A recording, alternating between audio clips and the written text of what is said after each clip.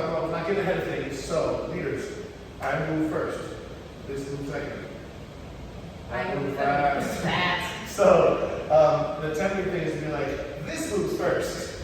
Or follow us. Sometimes even leaders Follow move. myself. If we can leave this kind of still, I move, then this comes, then my turn comes. If we can work on that, that'll be really great. We just work on it sort of like moving forward and just trying to slowly move doing that. After getting some practice with that, we put it into the swing out, and the way it should work is that at the end of the swing out, we have some tension already.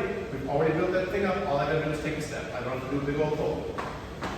We've got the feeling, I take a step. We got the feeling, I take a step. That's it, y'all did a great job with that. And then you did rhythm break. That's right.